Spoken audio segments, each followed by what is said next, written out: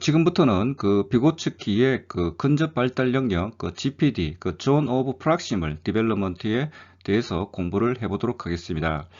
자, 비고츠키 하면 그죠? 그 아동이 혼자서 독자적으로 이렇게 문제를 해결할 수 있는 수준을 그 실제적 발달 수준이라고 이렇게 부르고 있고요. 그리고 이제 그 교사라든지 아니면 능력 있는 그 또래들의 그 도움을 통해서 그 문제를 해결할 수 있는 수준을 갖다가 그 잠재적 발달 수준이라고 합니다. 그래서 비구축기 하면 그 아동의 그 학습이 효과적으로 일어날 수 있는 공간은 바로 이 실제적 발달 수준과 이 잠재적 발달 수준에 있는 그 사이를 갖다 이렇게 염두에 두고 있습니다. 비고축기는 이것을 GPD, 근접 발달 영역이라고 이렇게 부르고 있습니다. 실제적 그 발달 수준이라는 것은 이미 완성된 특정 발달 주기에 따른 결과로 나타난 그 아동의 현재의 그 지적 발달 수준을 의미하고요. 개인의 내적 정신 기능에 해당합니다.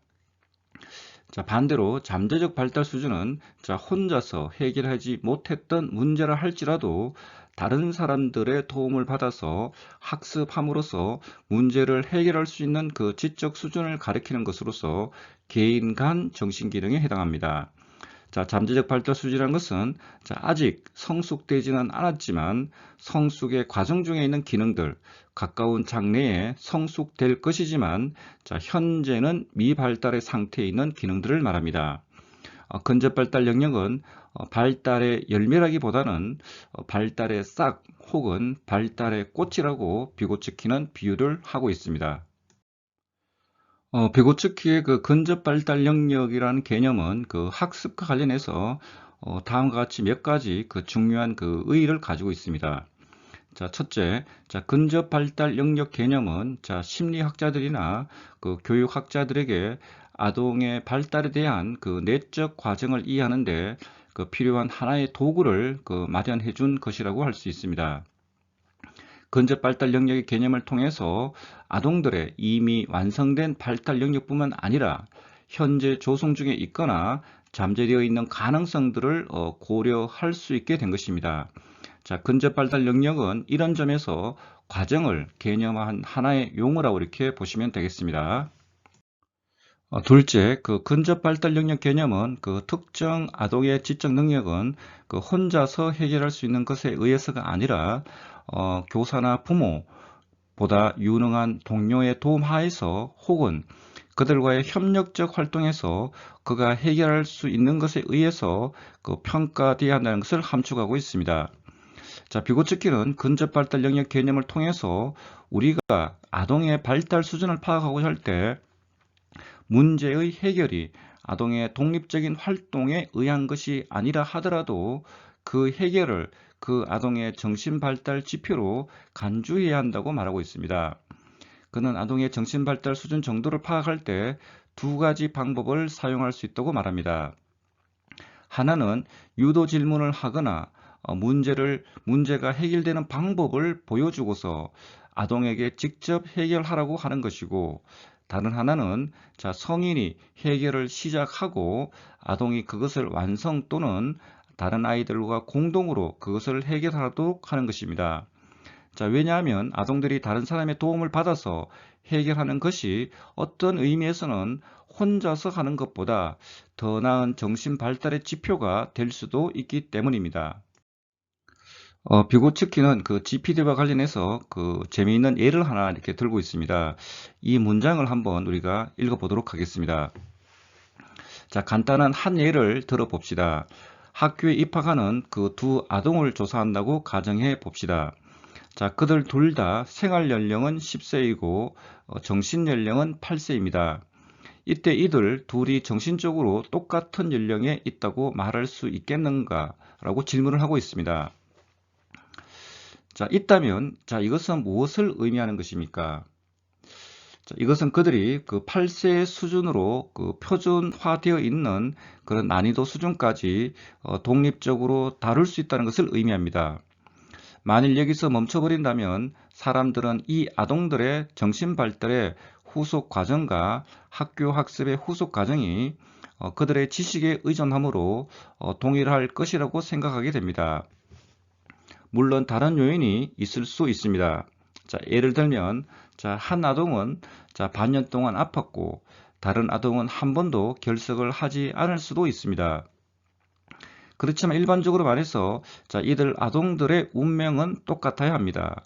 이것이 내 연구의 끝이 아니라 시작이라고 상상해 봅시다. 이 아동들이 그 8세 수준까지의 문제들을 다룰 수 있는 것 같이 보이나 그 이상을 넘어서는 것 같지는 않습니다. 그들에게 문제를 다루는 다양한 방식을 보여준다고 가정해 봅시다. 다른 실험자들이 다양한 경우에서 서로 다른 형태의 시범 방법을 사용할 수도 있습니다. 즉 어떤 시험자들은 전체 보기를 보여주고 아동에게 반복하라고 할 것이고 다른 사람들은 해결을 시작해서 아동에게 끝맺음하라고 하기도 하고 또 유도 질문을 제공하기도 합니다. 요약하면 아동이 도움을 받아 문제를 여러 가지 방식으로 해결하도록 유도합니다. 이런 상황 하에서 처음에 아동이 12세 수준까지를 다룰 수 있게 되고 두 번째 아동은 9세 수준까지 다룰 수 있게 되는 것으로 나타났습니다. 이 아동들의 정신적인 연령이 똑같습니까? 똑같은 정신 발달 수준을 가진 아동들의 역량이 성인의 지도하에 학습을 하게 되면 아주 다양하게 변화한다는 것이 나타나게 되면 그 아동들이 정신적으로 똑같은 연령에 있지 않으며 학습의 후속 과정이 명백히 달라질 것이 분명합니다. 쉽게 말하면 이것이죠. 현재 그 생활 연령 나이가 10세이고 정신 연령의 나이가 지금 8세인데 어떤 성인의 그런 도움이나 아니면 동료 그 아이들의 그런 도움을 통해서 어떤 아이들은 12세 수준까지 문제를 다룰 수 있고 그리고 또 어떤 아이는 9세 수준까지 문제를 다룰 수 있다고 해봅시다. 그런 경우에 첫 번째 아이는 GPD가 많다. 12세, 8세에서 12세까지의 그 공간이 되는 것이고, 두 번째 아이는 그 8세에서 9세까지의 그 수준이 그 GPD에 해당이 되는 것입니다. 여기서 우리가 알 수 있듯이, 그죠? 그 성인이나 교사, 그리고 내보다 뛰어난 동료들의 도움을 통해서 얼마든지 그런 정신 연령들이 이렇게 그 발달할 수 있다는 것을 이렇게 그 보여주고 있는 것입니다. 우리가 그 앞 슬라이드에서 얘기했던 그 비고츠키의 그 얘기를 그 풀어서 다시 한번 그 설명을 하면, 비고츠키에 의하면, 실제적 발달 수준이 그 동일하다고 하더라도, 이들의 그 잠재적 발달 수준은 그 서로 다를 수 있다는 것입니다. 아동이 자신의 혼자 힘으로는 풀 수 없는 문제를 성인이나 보다 유능한 또래의 도움을 받게 되면 더 높은 수준까지 풀 수 있게 된다는 것입니다. 예컨대 정신연령이 8세인 철수는 성인의 도움 하에서 12세 수준까지 풀 수 있고 같은 연령의 민수는 9세 수준까지 풀 수 있을 경우 12세와 8세의 차이, 9세와 8세의 차이가 바로 비고츠키가 말하는 각 아동의 근접 발달 영역이 되겠습니다. 셋째, 근접 발달 영역 개념은 교수와 그 학습과의 관계를 이해하는데 매우 중요한 그 시사점을 제공합니다. 왜냐하면 효과적인 교수는 그 아동의 잠재적 발달 수준에 그 초점이 맞추어져야만 하기 때문입니다. 비고츠키에 의하면 아동은 그 자신의 잠재적 능력을 개발시킬 수 있는 그런 교수 하에서 성공적으로 학습이 이루어질 수 있습니다. 비고츠키는 발달의 관점에서 중요한 것은 그 아동의 실제적 발달 수준이 아니라 잠재적 발달 수준이라고 주장하고 있습니다. 왜냐하면 그 심리적 기능의 본질은 그 발달에 있으며 그것은 현재의 수준을 부정하고 계속 더 높은 수준으로 전환하는 것을 말하기 때문입니다. 이런 이유로 비고츠키는 학습의 기본적 형태는 근접 발달 영역을 창출하는 것이라고 제안하고 있습니다. 아동의 학습은 근접 발달 영역 안에서 가장 효과적으로 일어난다는 것입니다. 비고츠키의 그 이야기를 한번 들어보도록 하겠습니다.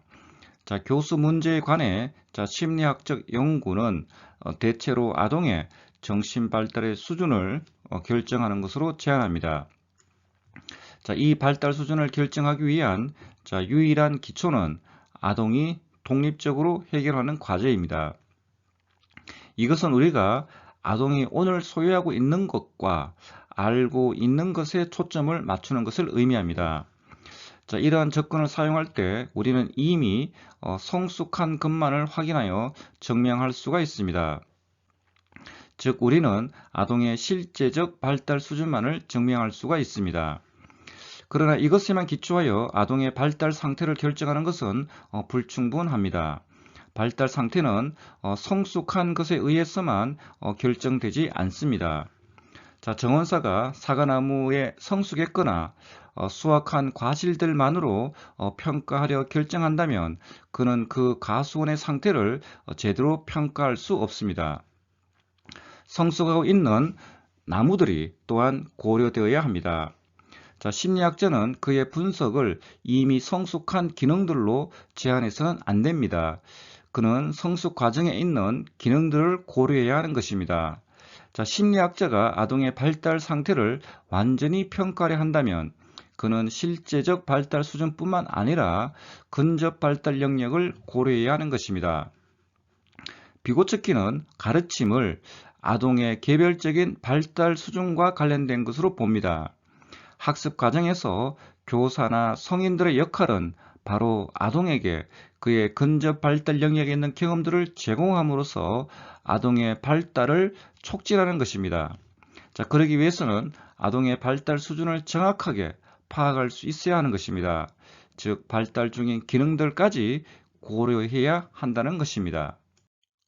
넷째, 근접 발달 영역 개념은 학습을 통한 아동의 발달에는 사회적 관계가 중요하게 영향을 미친다는 것을 인식하게 합니다. 자, 여기에는 성인이나 혹은 자기 자신보다 유능한 또래의 역할이 특히 중요하다는 의미를 포함하고 있습니다.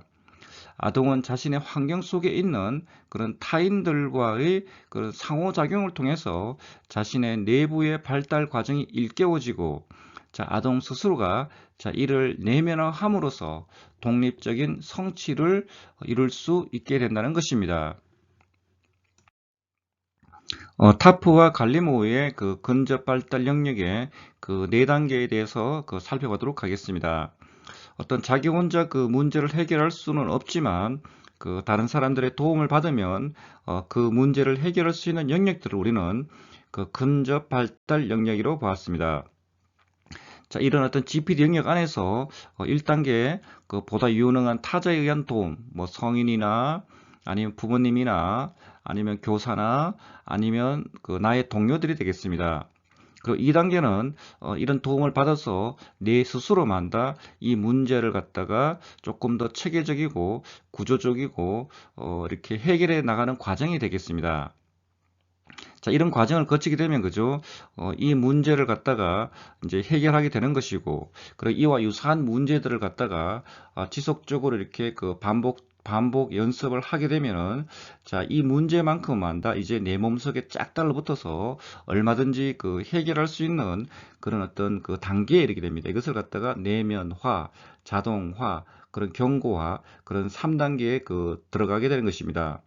그러면 만다 이제는 다시 새로운 그런 GPD로 이렇게 넘어가는 단계, 탈자동화 단계, 새로운 GPD로의 그런 어떤 시작 단계가 바로 또 4단계가 시작되는 것입니다. 자, 이런 어떤 과정을 통해서 만다 우리들이 만다 발달을 이룩해 나가는 것입니다. 앞 슬라이드의 타프와 갈리모의 그림을 다시 한번 더 살펴보면 그죠? 자, 비고츠키에 따르면 자, 아동에게 인지 능력이 발달한다고 하는 것은 문제 해결에 있어서 자기 조절, 셀프 레귤레이션의 능력이 점차 증가하면서 타인의 도움을 덜 필요로 하는 것을 말합니다. 자, 근접 발달 영역 내에서 아동은 타인의 도움을 받는 그런 수행으로부터 타인의 도움 없이 자기 조절에 의한 그런 수행으로 나아가게 되는 것입니다. 자, 근접 발달 영역 내에서 아동의 발달을 몇 가지 수준으로 세분하여 제시하면 우리가 앞 슬라이드에서 봤던 그런 어떤 그림과 같습니다. 자, 그림에서 알 수 있듯이 그 학습은 그 아동이 보다 유능한 타자로부터 도움을 받으면서 시작되는 것입니다. 자, 1단계에서는 아동은 더 유능한 타자의 도움을 받아 과제를 수행합니다. 아동은 부모, 성인, 보다 유능한 또래가 보여주는 그런 시범을 따르게 되는 것입니다. 자, 2단계에서 아동은 자기 자신의 의한 도움으로 과제를 수행하게 됩니다. 자, 1단계에서 타자의 도움으로 문제를 해결하였던 아동은 2단계에서 타인의 도움을 받지 않고 혼자서 과제를 수행할 수 있게 되는 것입니다. 자, 3단계는 수행이 완전히 발달되어 내면화되고 자동화되고 경고화되는 단계입니다. 자, 2단계에서 아동은 문제를 해결하는데 타자나 자신의 도움이 더 이상 필요하지 않게 되는 것입니다. 이 단계는 GPD를 벗어나게 되는 일종의 발달의 열매에 비유되는 단계입니다. 4단계는 자동화 상태를 벗어나 새로운 GPD로 돌아오게 되는 단계를 가리킵니다. 아동은 일정 주기의 학습을 마침과 동시에 새로운 근접 발달 영역에서 학습을 다시 시작하게 되는 것입니다.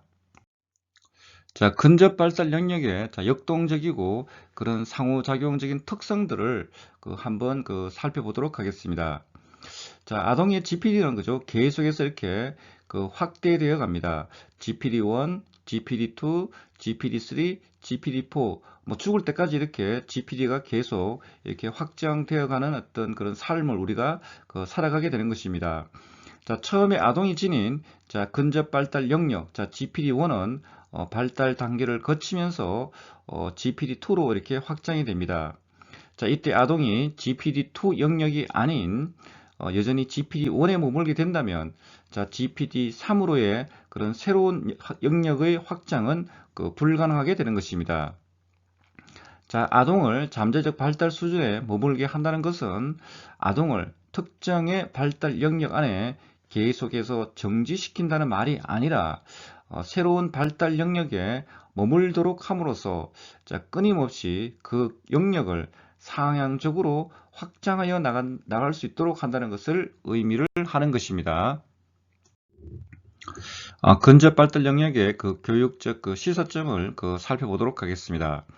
자, 교수 학습 활동을 통해서 교육의 성과가 나타나는 데에는 적어도 다음과 같은 세 가지 변인이 개입하게 되는 것입니다.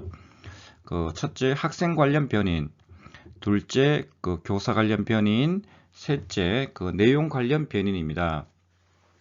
자, 동일한 교사가 동일한 내용을 가르치더라도 학생에 따라서 수업의 결과는 달리 나타나는 것입니다.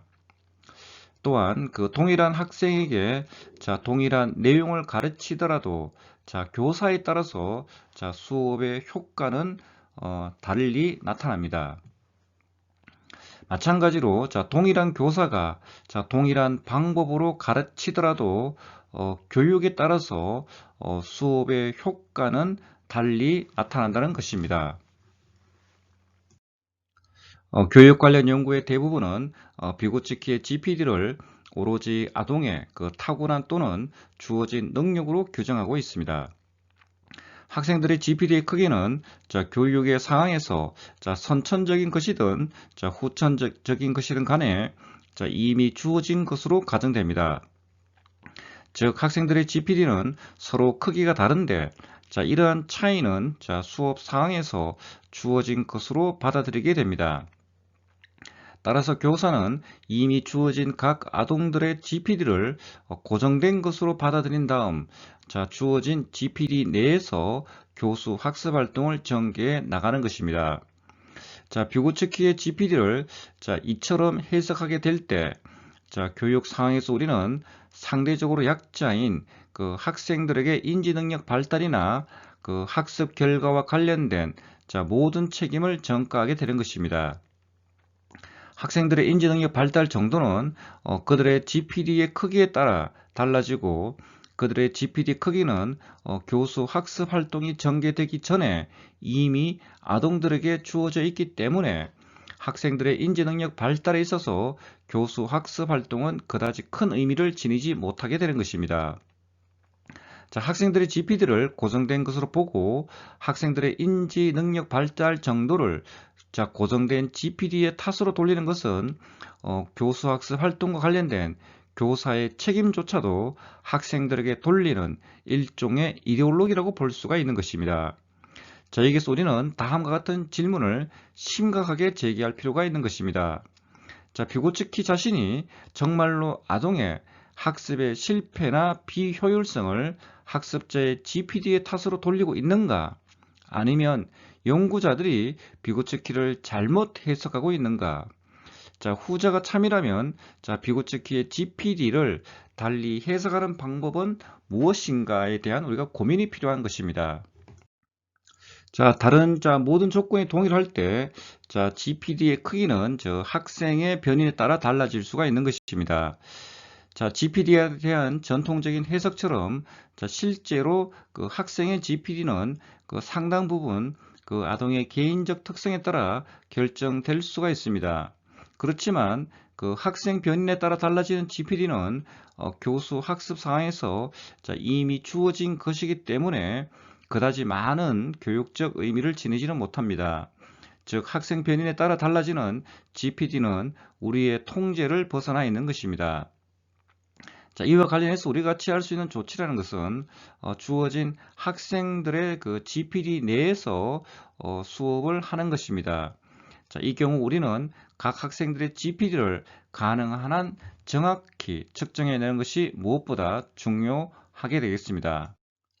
자, 그러나 우리는 교수 학습의 경험을 통해서 동일한 학생이더라도 도움을 주는 교사에 따라서 해결할 수 있는 그 과제의 범위가 달라짐을 알고 있습니다.